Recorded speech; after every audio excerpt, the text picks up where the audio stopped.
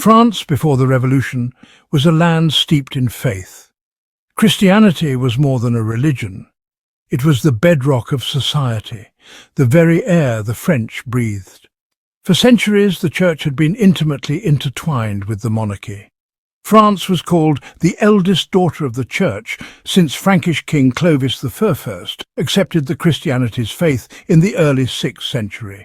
Cathedrals and monasteries dotted the landscape, towering symbols of faith that dominated the skyline of every city and village.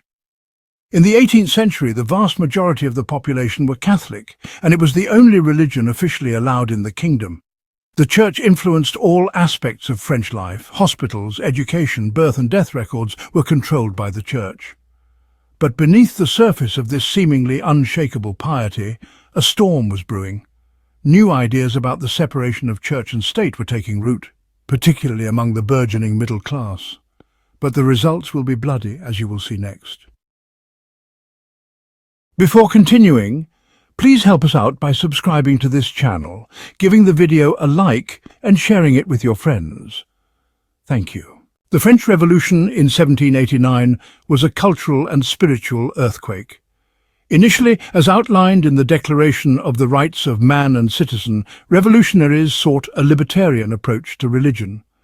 No one may be disturbed for his opinions, even religious ones, provided that their manifestation does not trouble the public order. Anti-Catholic sentiment intensified, though, and the National Constituent Assembly, France's acting government, ordered the seizure of properties and land held by the Catholic Church, selling them to fund the new revolutionary currency. And later the Assembly passed the Civil Constitution of the Clergy, a law that subordinated the Catholic Church in France to the secular government. Though it was rejected by the Pope, it divided the clergy into jurors who accepted the law and non-jurors who rejected it. Non-juring priests were viewed as counter-revolutionaries and were sentenced to death on sight. Hundreds of Catholic priests were executed, while thousands more were banished from the country. Faithful Catholics that remained were left without leadership or the sacraments.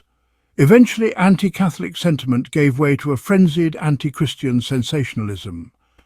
Crosses, church bells, statues and iconography were destroyed in an attempt to secularize society. Under the leadership of figures like Joseph Fouché, revolutionaries removed crosses from graveyards and declared that all cemeteries must bear only one inscription: "Death is an eternal sleep." What we will see next will leave you shocked. In the fervour of revolution, reason itself became an object of worship. Promoted by Antoine-François Moreau, it was an assortment of various ideas based on materialist philosophy. In practice, it was little more than an avenue for the state to promote anti-clericalism and wealth confiscation. The cult of reason even had its own places of worship. The churches of France were converted into modern temples of reason, where Christian altars were dismantled and transformed into altars to liberty. And ceremonies were held to celebrate the new religion. The largest ceremony was held at Notre Dame in Paris. The inscription, "To Philosophy," was carved over the cathedral's doors, and girls dressed in white danced around a costumed goddess of reason who was played by Moreau's wife. She was said to have dressed provocatively. The cult of reason was later supplanted by another state-imposed religion, the cult of the Supreme Being, but these were both ultimately banned by Napoleon. Napoleon allowed the Church back into France in 1801, but the damage the revolution caused to the faith was incalculable. The removal of the Catholic Church completely transformed French society, from the dissolution of the monarchy to the restructuring of basic institutions like education and administrative government.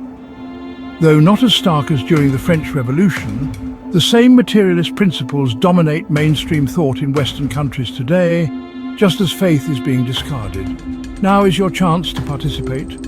Will the West undergo the same restructuring that France went through when it abandoned its faith? Please leave your comments. Don't forget to subscribe to the channel, give it a like and share the video with your friends. See you soon.